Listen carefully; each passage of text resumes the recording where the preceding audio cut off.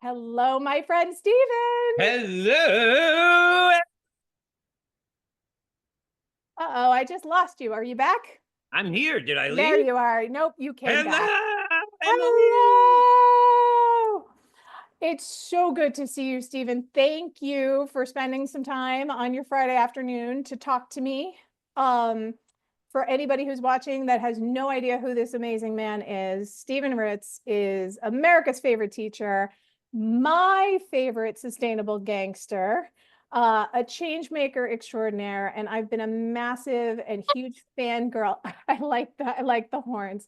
I've been a massive and huge fangirl of yours for years. I am so in awe of what you're doing. And I was fortunate enough to physically be in your classroom last week to have an amazing conversation with you.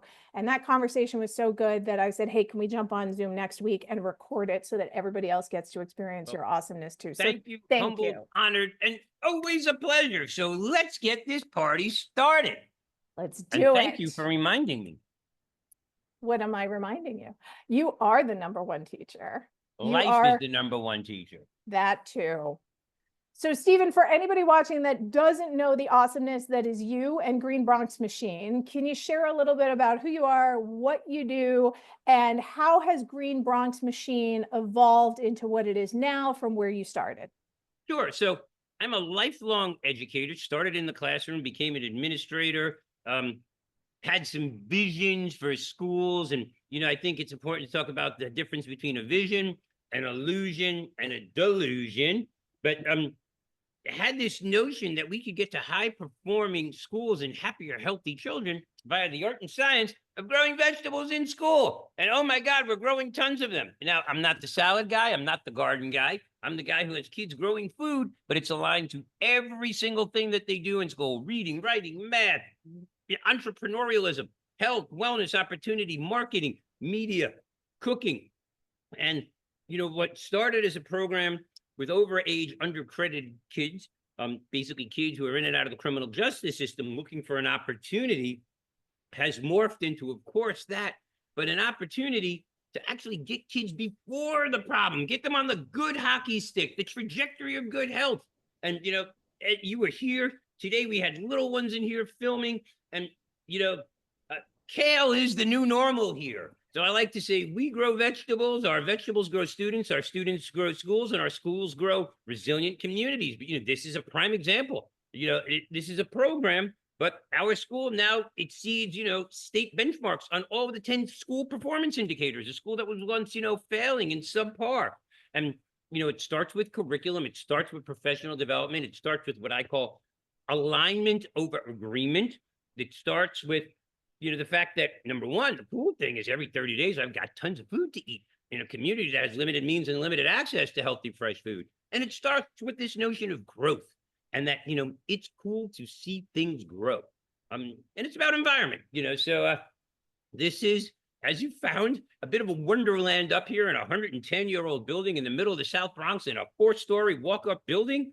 But it doesn't take, I always say, it's much more than, I'll take capacity over cash any day. And, we are the ones we are waiting for. And if you make people, that if people know that you hear them, you feel them, you love them, and you're here to support them, amazing things happen if you give them the opportunity as well. And if you make it replicable and scalable and equitable. And I think that's what we've done. So we're having a good time. And, on a daily basis, we're in now over 1,000 schools. We've trained over 11,000 teachers. We interact with 325,000 students around the world daily, and I have data on it. So it goes to show you a seed well planted can really grow, grow, grow, grow, grow. And that's what this is all about, my friend. Growth. It And saving is. the world one class And saving the world one class at a time. So specifically on that, you started to talk about this. You're in an environment that presents a lot of challenges: intergenerational poverty, systemic racism, right? There's a lot of issues. You're in a very congested food desert, right? So, understand, for those who are listening, we are in the poorest congressional district in America, in the least healthy county of all of New York State and the poorest performing school district in all of New York City. 45 buildings, you can see them back there that look like this.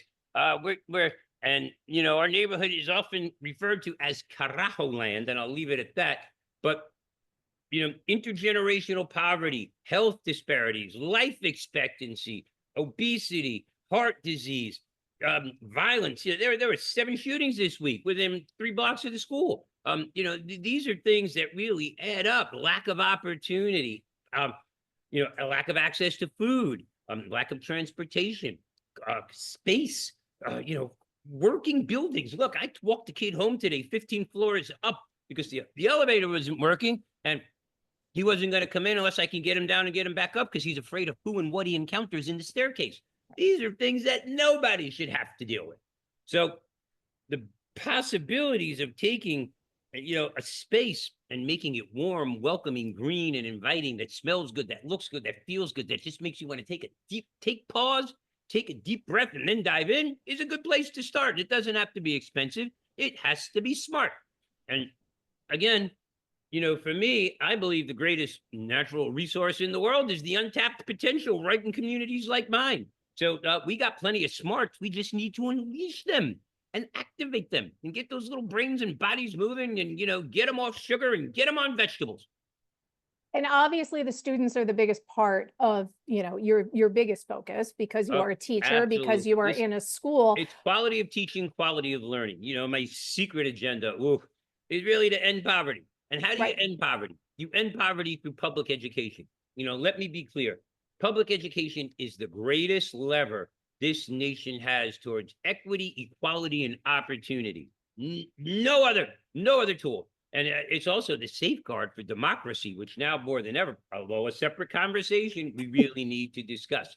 So, Yes. getting kids who come in here, one of the biggest things that they wind up becoming is sustainability champions, social and environmental justice freaks and geeks and champions. And that's what this work is all about, to give kids ownership of their own lives and move them up the roll after 3 generations of institutional poverty, instead of being bottom end consumers, to produce, to create, and to facilitate, and to be the ones they're waiting for, not to seek answers from outside, but to be the light inside and elevate together. So Yeah. our goal is, is to build tables here. It's not just to build I'll tell you what it really is. Some people say, you give a man a fish, you give him dinner. You teach him to fish, you've given him a skill. I'm beyond teaching people to fish. I'm building lakes, lagoons, and oceans. That's what I want to do. I want to create new oceans and have all of the organisms within this ocean thrive and live collectively, collaboratively in a virtuous, ever endearing circle. I love that. I love everything about that. And you're using your constituents, your students, but you're not just impacting them. You're absolutely impacting every member of your surrounding community. There are families and others who are directly benefiting from this environment you've created, even just to how you've evolved. Tell me a little bit about how you've evolved from those tower gardens, which you've showed us a little bit. And now you've got like So some now I pretty got some robust firepower. stuff. You got some We're stuff proud to happening, be right? using Babylon microfarms. Thank you for asking. But I think, the big question you ask, I mean, and, technology is one thing, but I think the evolution of people is, so, look at these bad boys. We just harvested out this one. We're putting in new trays, but, we just had a huge harvest today. I've got, right here, 4 stories up in the middle of the South Bronx. Look at all these tomatoes. I mean, I got tomatoes here blooming, tons of them. We've got oregano. I've got jalapeno peppers. We're going to be making pico de gallo next week. I've got enough cucumbers to make 20 bottles of pickles, and those pickles sell for $10 a bottle. Go to greenbronxmachine.org and buy yours today. I mean, it's beautiful stuff. But, how have I evolved? The one word is really this: I've become kinder. And what I mean by that is, I'm still very much the same person I was 20, 30, 40, 50 years ago. I'm not going to even tell you how old I am. But, no one can drink water from a fire hydrant. You can't drink from a fire hose. And, I've learned to be kinder, a little more strategic, stay in my lane, and be less angry. Now, for a long time, I was angry, very angry for a lot of reasons. Some having to do with some personal losses in my life and a lot of trauma, a lot of drama. I'm members of clubs that I hope no one out there ever has to become a member of, down to losing children, and burying little ones, which is really tough. But, in a world where you can be anything, the easiest thing really is to be kind, and to be kind to yourself, each other, and the planet, and lead by example. And, moving beyond responsibility towards accountability. And I hold myself here very accountable. The kids hold me accountable, and the community holds me accountable. The coolest thing, I don't even have a job. I'm a volunteer here. I'm showing up because I like it. And showing up is part of it. Showing up is very powerful. Showing up consistently is very powerful. But it's really, I think the biggest evolution of me is knowing when to say when. Sometimes less is more, and more is too damn much. And knowing when to speak, and knowing when to listen, and telling people that you feel them, you're here for them, that their lives matter, and never making it about me, but always about the collective we. So that's my evolution. Not to mention, I brought sexy back. Hey, did I tell you I got a call to be on America's Golden Bachelor? Go figure. My wife, we're laughing about this still, wants to see if anybody really wants me. But my heart condition, my blood work, all this stuff. I have the heart rate and the heart function and the CBC of a 25-year-old, and I didn't have that when I was 25. So Right. age and wisdom can do some good things to you if you allow it to. And that's the whole thing. That has been my observation and my experience with you. And I've known you, I don't even know how long. We couldn't quite figure it out, probably somewhere in the vicinity of a dozen or so years. And I've watched you be able to, as a connector myself, right? Obviously, I run a company called The Connectors. That's one of the first things that drew me to you. You are an inherent dot connector, and people relate to you on such a human level. And they see your humanity first, and it's because you see their humanity Well, I first. lead with empathy. I Right. lead with empathy. I lead with intention. I don't know what people really see. And thank you for the kind words. But, you know, uh, it's, I think, and I honestly don't know what people see, but I do think, at any given moment, I have a vision. And that vision, it's number one, it's important to manifest it. It's important to share it. And it's also important to refine it. And it's also important to get people behind the vision. And not just blindly following, but I talk about these three words. And I got them from my dear friend Michael Bacher over at Google, who's now at the Culinary Institute. Imagine, just imagine if your life was a little better. What would it look like? Do you believe it's possible? And then if so, let's act.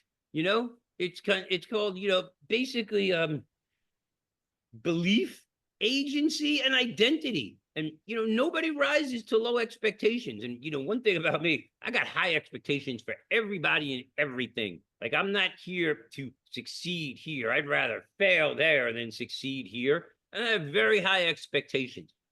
I've been better about articulating them and really defining them, and then quantifying them and setting milestones to get there. And that's part of having a vision instead of an illusion. But I'm still the same fighter I always was, but kinder, calmer, gentler, but more energy than ever. I love it. And thank you for the lovely nod about my work on vision, illusion, Listen, delusion. you are a true connector. You are. I know a lot of people, but you connect dots. I see things and then try and figure out who I need to get and how to put it together. It's a constant work in progress. We all are. We all Yeah, absolutely are. life, work, school. Absolutely. I want to go talk about, because I'm really intrigued by this, and I've been sharing this conversation with others, and it's really resonating quite a bit. You are starting to focus a lot more when you're talking about the difference between alignment and agreement. Oh, And yeah. I think particularly now, given everything that is happening in this world and how disconnected people are feeling and how unaligned people are and how much disagreement there is in the world. Can you talk to me? And you've talked about how alignment has really contributed to the work you've done, your success. and what the impact you've been able to make right now. So can you share what do those specific terms mean to you and what is the difference between them? Oh, so there's a huge difference. And, I think it starts with leadership, whether you are in a leadership role, a supporting role, or in a community role. And it's, it has to start with intention. And, you got to lead and work and do with intention. And my intention is simple, to leave it better than I found it. And, I think I can do that on a day-to-day basis on a macro level. Now, my big intention is obviously to end poverty and hunger in this generation, which we have the capacity and resources to do. It's just getting more people aligned to that, if you will. Now, people can agree about it, but they don't want to necessarily do anything about it, or they want to do what has always been done, which continues to perpetuate the problem. So let me be clear, as warm and fuzzy as I sound, I am not here to legislate cooperation. Let me tell you, no matter what, I'm still that pain in the ass guy. Like if you're here for a reason, and I'm demanding. In the old days, I used to say, bring your whole self. Now I just want your best self. Keep the tattoos, the warts, and the baggage at home. Just bring your best self. Bring the best that you got. I don't need to know everything else. But when you're here or you're engaged, bring your best. But agreement, agreement is nice. But alignment, yeah, and the bottom line is I'm not going to agree with anybody on anything, even myself.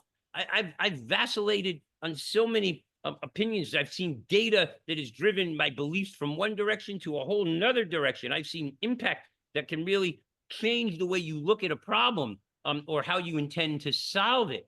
But if you are aligned on truth, if you are aligned on common objectives, what you agree upon or don't disagree or don't agree upon is rather irrelevant to the larger scheme of things. So how does it work here in school?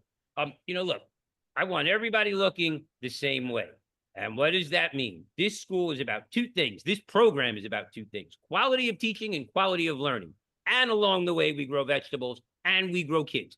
Now, if the vegetables don't grow, that's okay, because I'm not a farmer. I don't have to supply Whole Foods with 1,000 heads of lettuce every Tuesday. But I got to make sure these kids get up and go to school and are prepared to go to college or career or community readiness.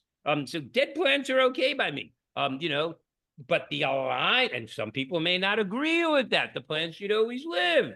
I'm like, listen, maybe, maybe not, but we need to be aligned on what we are doing here. And what we are doing here is focusing on quality of teaching, quality of learning, and moving poor performing schools to high performing schools, and getting happier, healthier kids along the way, changing the way kids look at food, consumption, their role in the world, and also creating schools that are aspirational places, that are places of wonder and inquiry and joy that teachers want to be at, that are unique little communities, that are the epicenters of our communities, that are the heartbeats for children and families, and particularly children and families who are in crisis. And the reality is, no matter where you go, somebody's in crisis somewhere. So it's not just about economics, although sadly, let me be clear, there's the gap, if you will, between the have and the have-nots, and the wealth that wealthy people and less wealthy people, or less privileged people, has never been greater. But therein is the opportunity to make it happen. So I play for everybody under the tent. Now, listen, that doesn't mean I'm looking to go and sit on Donald Trump's lap and give him a big wet kiss. But I want to be clear. If I have the opportunity to talk some sense to him, I'm going to say, come on down. Where 10 years ago, I would have figured a way to embarrass himself to get me some publicity for the betterment of my organization. But my job is to make as big and robust and welcoming a tent as possible. And, once we're aligned, then we can agree to disagree. But, if we're not aligned, we'll just be talking about, stupid stuff and never get anywhere.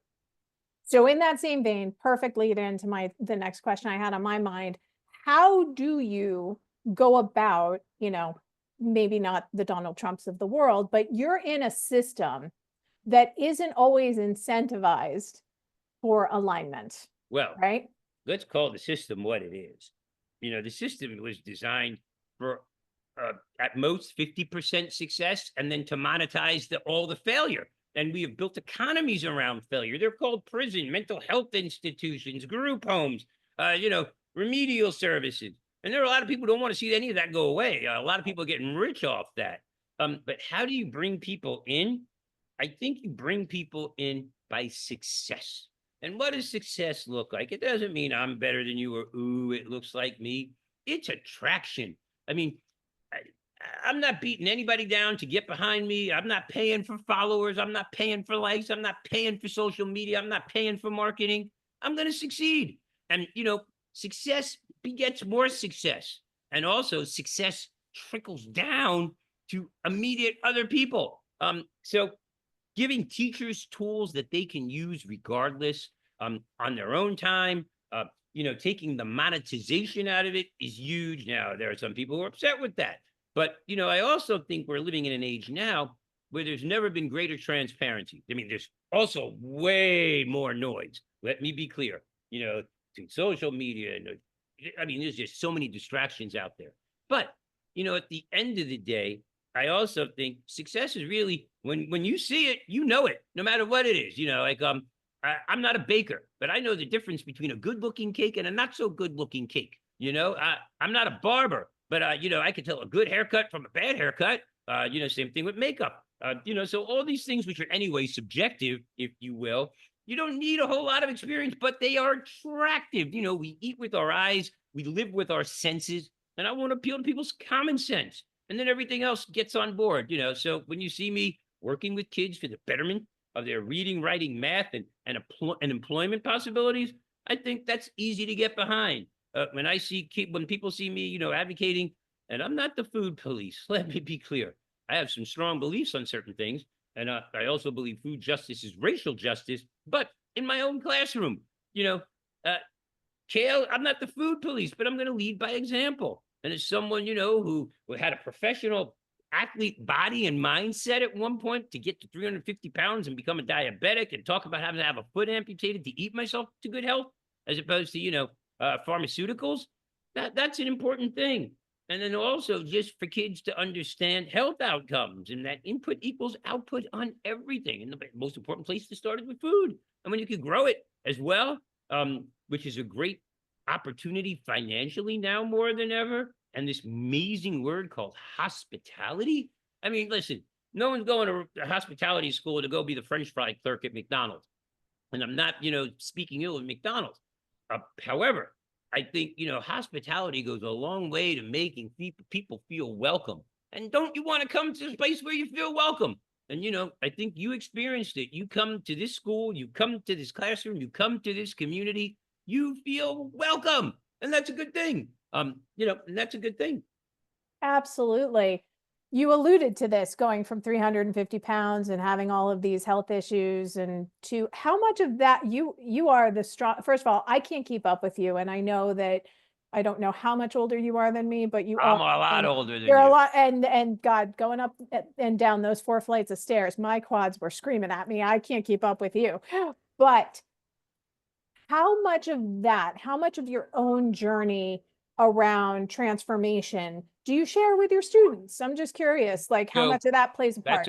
that's a great point. Listen, um, you know, I think it's important to share transformation with people who need to understand why you're doing what you're doing. How Yeah. much of my own transformation I've shared with my students? Well, listen, you're privy to some of the person losing some children, Yeah. burying children. So when that happened in real time, kids knew. But they didn't. These young kids don't know about that, and that's not really important in the scheme of things. What's important is I'm here every day. Now when I was 350 pounds in school, the kids called me the big cheese, and hence the cheese hat. I have kids who have never seen me drink a can of soda. And back in the day when they were calling me the big cheese, I was drinking 140, 150, 2 gallons of soda a day. So, you know, sharing my own transformation with them is not nearly as important to me as enabling their success and letting them experience it. And, no one wants to hear how I'm wonderful. No one, the Olympic athlete, you can only get the gold medal once. But in school, you can show up every day and make epic happen. So my own story to the side is important, but not in the context of what I do every day. And that's about leading with intention. Is the intention to tell my story and have kids? No, my intention is to have them do one simple thing a day that adds up collectively. I'm not here writing white papers and, doing 50-page policy papers. I would love to, But, it's much easier for me to just impact kids on a day-to-day basis. So we need less policy papers and less three-ribbon, 5-star rated double-blind studies. Keep that for somebody else. Let's apply that towards cancer, not people. I love that. So in that same vein, I'll tell you this, you'll tell love me. it. During COVID, this is the intention that I lead with. I was here every day during COVID. I was out in the schoolyard every day socializing with kids, and then everybody came. And we stayed distant, but I felt kids needed to feel loved, heard, safe, understood, and accepted.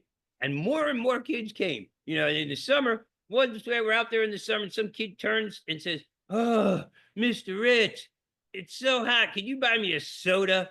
And before I could even look up, one of my other kids said, "Man, are you asking Mr. Ritz for a soda? You are crazy. Asking Mr. Ritz for a soda is like asking your mom for a cigarette. It's not going to happen. Ask him for water. Ask him for iced tea. Ask him for fruit or juice, but never, never, never, never, never ask Mr. Ritz for soda." And I was like, "Shh." No, I almost cursed. That's okay. My job is done. That's it. This is what I want to do. It's not about my story. It's these kids understanding that they can make decisions daily. The purchases you make, the small choices you make become bigger choices, and bigger choices become lifestyles. But if you make small little choices that become better choices, you tend to opt towards healthier lifestyles and healthier outcomes and better outcomes. Because the same old has been going on here for 3 generations, and it still sucks, and it's harder to overcome it. Yep. Ooh, I'm having fun talking to you. I always have fun talking to you. This is one of the major things I love about you, because you are one of the biggest visionaries I know, going back to that. But no, because you have the big vision, right? Your big vision is to, end intergenerational poverty, address, a lot of big systemic issues, hunger, things that are solvable that you see. But your approach is to really help people take those incremental steps that can help them get there. A lot of times visionaries, we think about the big macro vision, and you never lose sight of that, but you're also really, really great at connecting with every single kid or parent, right? And we haven't even talked about how many parents and other community members have come in. You had parents help build a kitchen in your classroom, right? Like, Yeah, it's go ahead. No, go ahead. no. It's wonderful to hear. It just, it makes my heart sing. Look, I'm about transforming public education. So let me be clear. I think every school should be a model school. Every child deserves a safe, nurturing environment. Every child deserves the best education possible. And you know what? It just really starts with kindness, I think, Um, that's really what it is. My big vision is definitely, quality of teaching, quality of learning. But the data tells us one thing, is that children will succeed in life. Children who have access to one kind, caring adult will succeed. So I want to be that kind, caring adult for kids who don't have access to that kind, caring adult. And I also believe that for the most part, teachers really want to succeed. I don't think there are too many teachers. Well, there are some, but for the most part, teachers that say, "I'm coming to school to fail these kids and hate these kids and get in and get out." There are a lot of teachers who teach with their coats on, and I'm not cool with that. However, I think that if, teachers felt a little bit better about the job that they're doing, the way they're treated, the way people look at them and what they can do in the world, a little more supported, wow, amazing things can happen. Now, listen, I can't end some of the huge educational crises that this nation is facing overnight, but I can ask every teacher maybe to give one more vocabulary word a day, maybe just step back and let up a little control of something in your classroom and let kids take some ownership. And then I'm saying willing to be supportive of that and not monetize it. You know, if you really want to learn and you want to be better, I should give you access to these tools, not on my time, but on your time. And what did data show us? Is when we democratize and put open access to our professional development, most of it was done between 9 o'clock at night and 6 o'clock in the morning because people have their own lives to contend with. So, like giving people what they need and access to it is really important. Otherwise, we become the keepers of the kingdom. We're going to give it to you, but we're going to drip it, but you want to do it on our terms, not your terms. Build resentment. I'm not here to do that. again, I'm not here to legislate cooperation. What I am here is to build bridges, create access, create opportunity, and be as supportive as I can and as constructive as I can within paradigms of expectation. Amazing. And you are doing every part of that. And the reason why you're being so successful, and you have, I can't even count how many schools have adopted Green Bronx Machine curriculum now, and you're everywhere, right? You're not even just in the US, you're in Yeah, Dubai, yeah, but I'm still here. Listen, every school, every city has a Bronx. yes. Every nation has a community that needs some help. And the craziest thing is that I believe that the greatest resource in the world is the untapped potential in communities like mine. Listen, there are a lot of great kids up at Yale, and I salute all of them. But there are a lot of great kids here. There are a lot of great kids in Beverly Hills. There are a lot of issues in Beverly Hills too. Down to conspicuous consumption. However, I think there are great people everywhere, and it's my job to unlock the greatness within and help you unlock your inner greatness. And you know, to move, I would say from, in the old days we used to say the children engaged, and for me, it's not even about engagement anymore. It's about fulfillment, because if people are fulfilled, if they feel purposeful, if they feel impactful, if they feel needed and valued, if they feel they matter, man, things are going to happen. Now, kids in the old days, oh, are they engaged? Now kids are engaged on social media 8 hours a day. Dude, what are they doing? Nothing. I want to know what fulfills you, what moves you, what makes your heart sing, and find that flame. And how do we keep it lit? How do I nurture that? And how do I help you nurture that? And in the process, I don't have to worry about bad things creeping in because we're doing more of the good.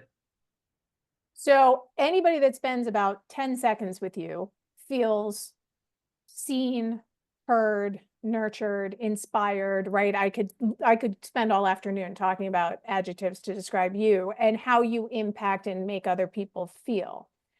You are What too kind. thanks. Well, you are my friend.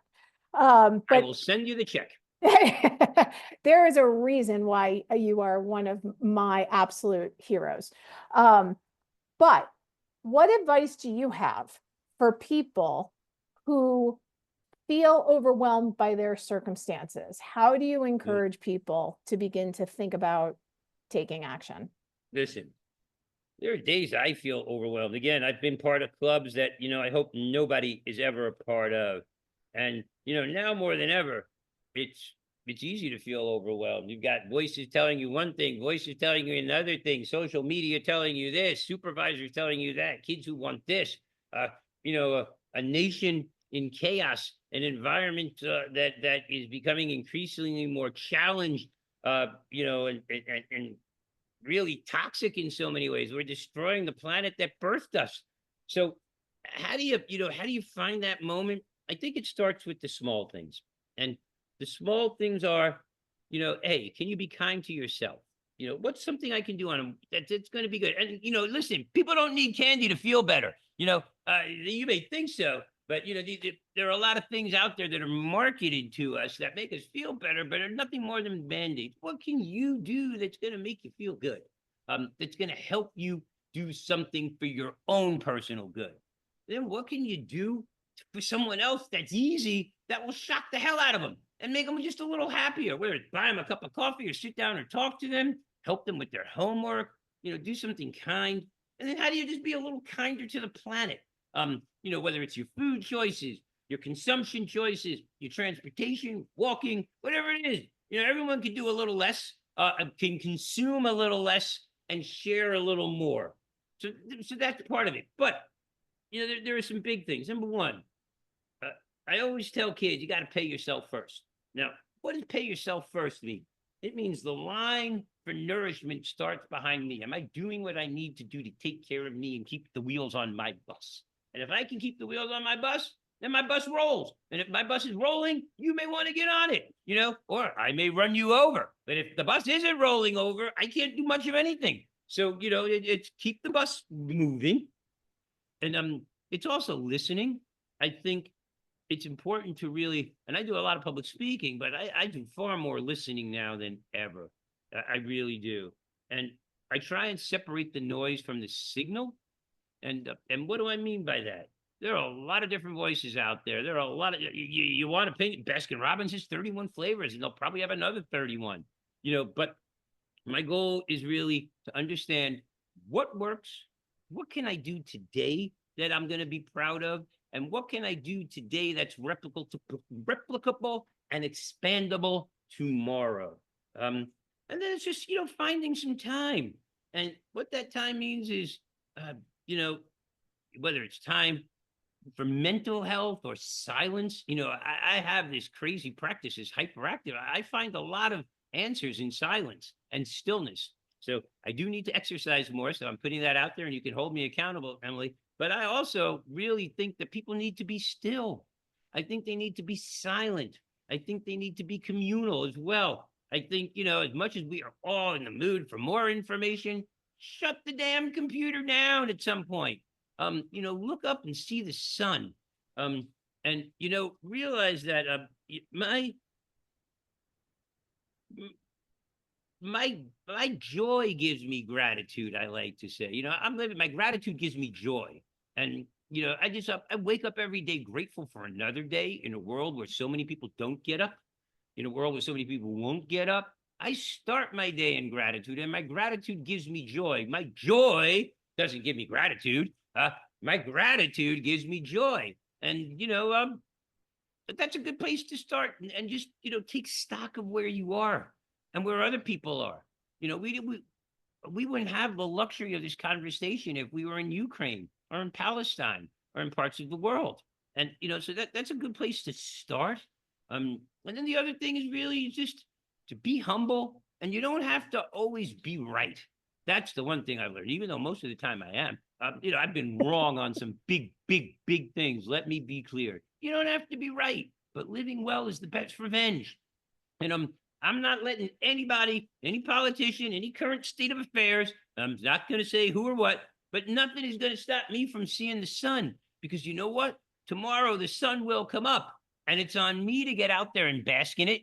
Please put on sunscreen, but be out there and bask in it and enjoy it and see it and find the beauty in the world and grow that beauty. That's who I am, and that's what I do. If not, I'll grow plants and fish and kids in schools, and that's not a bad thing either. And just leave it a little better than you found it. Be grateful. Find the time to say thank you. Do something randomly kind and audacious, whether it's buy a candy bar for someone. And I say, oh, you don't need candy to feel better, but sometimes that little random act for a stranger, hey man, have a candy bar, or hey, have a sandwich, or pick it up a cup of coffee for someone. It changes everything. And when things change inside of you, things change around you. I always say, no matter where you go, there you are. But when things change in you, they change around you. And that's what this is all about. It is just to be the best me I can be. Now, I'm old. I'm a little decrepit these days, but I'm still becoming the best version of me. And that's kind of cool. And, Steve Ritz in 2026, God willing, he will be 10 times better than the Steve Ritz in 2025. And that's what it's about. Not only will you be here, I look forward to seeing how many more people will be impacted Listen, if by it's just your one, orbit. I'm cool with that because it's Yeah. one more than anybody else. But trust you me, I got big plans. I love your kind of evil. Your kind of evil is my Yeah, favorite kind it's of good evil. evil. Yeah. Amazing. Stephen, I can't think of any greater connector than you. I mean, you really, the whole notion that you have, and the one word I would say that is the thread through in your entire life is growth, right? You're looking to grow, you're growing plants, but you're growing people, you're growing relationships, you're growing gratitude, you're growing mindfulness in yourself, right? You're influencing other people to grow that in themselves. So thank you for all that you do. Well, thank you. We all have just so much potential, and every drop fills the cup. That's really it. If you could be a little better today than you were yesterday, that's a good place to be for everybody.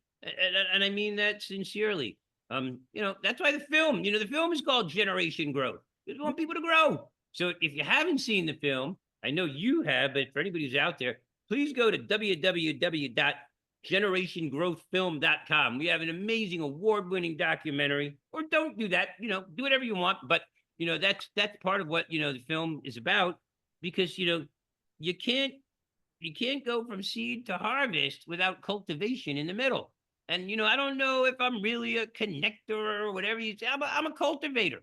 I'm here to take as best care of the human and living environment that I am in contact with daily on a day-to-day basis. I could probably clean my desk and my wife would be thrilled. But in terms of like the relationship stuff, I'm here to hug on kids. I'm here to love on kids. I'm here to make their lives better. Now, you know, if you can't be aligned on that problem, please don't show up. I don't care whether you like whatever the hell I say or bought my book or did whatever. We could agree on stupid stuff. But if we can't be aligned on that, like, listen, you go your way, I'll go mine, and I wish you the best, and I'll find you one day. And living well is my best revenge, and my kids living well is my best revenge. And I'm determined. I've never met a kid who said, "Oh, my life got complicated or worse after being with Mr. Ritz." And that's a good accolade to have. That's a pretty amazing accolade to have. That would be my number one happiness factor Yeah, for I'm, sure. I like even this. I feel like just jubilant. This is like a, I don't know, whatever that shot is that people want that makes them the brain go happy. It's like happy juice. And I won't be hungover tomorrow. I love it. So with that, we've talked about a bunch of challenges. I want to know before we close out, what are you most excited about right now? What am I most excited about? I know that's a hard one to narrow down. Well, there's little things and there's big things, but what am I most excited about? Man, have you seen the weather? It's gorgeous. So everybody get outside, get off your damn phone, put the social media down. LinkedIn and Instagram will be there tomorrow. Go outside. It's warm. It's gorgeous. There's that. What am I most? I got a new fish tank in the class. The fisher, you saw that, and wait till you see it. It's getting so much better. I got 2 new fish, Mr. and Mrs. Peabody, and a brand new pleco called Ichabod.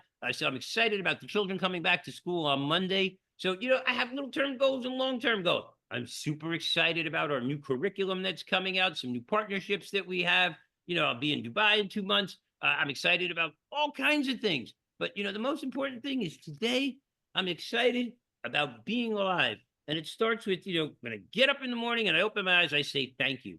Then when I get my feet on the side of the bed and stand up, I say very much. And that's a good orientation for me on a day-to-day basis, So yeah, I'm super, I'm even excited about going home tonight. It's date night after my 6 to 8 o'clock call. So, ooh, like little things, but the little things become big things.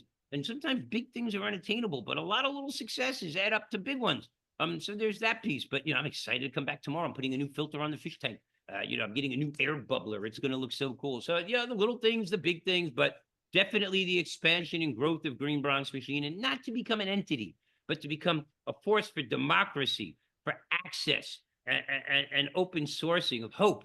That's what I'm really excited about. Is the bigger impact and imprint of the organization, and my ability to one day retire. Because I don't want to have.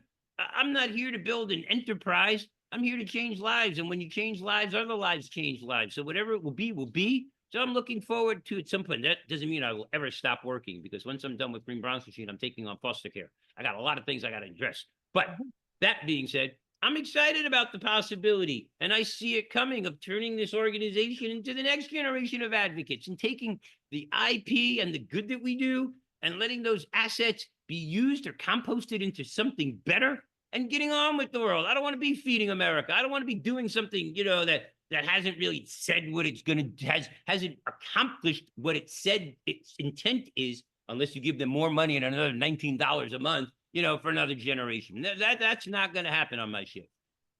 Wow. I even Well, made vacation plans this summer if I I show up. know. Yeah, but it's And a I'm so staycation. proud of you. You're gonna love this. I'm going to Queens. I love I Queens. love it. I'm gonna go visit Rockaway. I'm gonna go eat in Flushing. I don't have to go to the airport. I could do it on mass transit. I don't have to drive. I'm so excited. I blocked off a week in August. I'm not telling anybody yet, but when I do, I may even put an out of office up on my email. I can't even spell out of office yet, but there's a possibility that I may put up an out of office sign. So those are the things that really get me excited. That is my wish for you, is to just go enjoy the seaside, enjoy staring at the ocean, You know, I feet want to in meet people. sand. Like Rockaway. How cool is that? The diversity of Queens, by all means. Really Ooh, cool. wait. Well, Stephen, thank you. Shalom and assalamu alaikum. Wonderful to Shalom see you. and all the things. And thank you so much for being my friend, for being millions of people's friends. And It's a for lot easier to be friends than enemies. it really is. It really, really is. But I am so personally grateful to have Well, you thank in you. my And life. and And thank you for all your help last week. You know, you really helped me get the fish tank upstairs, and I'm so grateful because I was a mess. And you know, that the was one the least I person I could do do. want to thank publicly on this call, a mutual friend and colleague and a human in the fight, and that's our dear friend Cheryl Kaiser. Where would we Yes. be without her? So if there's nothing else, take a 10-second soundbite out of this and send it to her. Cheryl, we love you. We can't wait to host you in the Bronx. And I can't wait to give you a big hug and a big kiss and give you a salad right here that's grown in my classroom. Yep. And everybody who knows me knows how important Cheryl is in my life too. So Stephen, thank you for saying that. I certainly wouldn't be, I wouldn't have the connectors right now if it weren't for Cheryl's influence and guidance and oversight. So 100%. Cheryl, if you're listening, we're going to jump in the car, go to Green Bronx Machine and have the kids make us some amazing salad. And I'll have chickens again this summer, so we could even have some eggs. Even On better. that note, Emily, I'm gonna gear up. I got some work to do. I'm happy to chat with you for a few minutes and debrief, but I want to get some food in me before my next call because now I got an appetite. You got me stimulated. I You know, love that's like, it. ooh, that's a nice Friday night thing to be. So thanks Thank you. everybody for listening. If I can be of support in any way, please feel free to reach out. You know, I'm on LinkedIn is probably the best way, or info at Green Bronx Machine, or show up here in the Bronx. You know, I guarantee you a bunch of hugs, a bunch of smiles, and a real good salad. On that note, Uh-huh. see you soon. And in a Thanks. world where you can be anything, be kind to yourself, each other, and the planet, and do something today that your future self will thank you for. Just make your mother proud. And if you haven't called your parents or a loved one recently, do it. They're waiting. You know, there'll be a day when you can't make that call. So, you know, don't put it off because you can do it and you'll really change someone's life and make them feel valued. Thank you for changing our life, Stephen. Have a great day, You everybody. got it. Si se puede. Si se puede.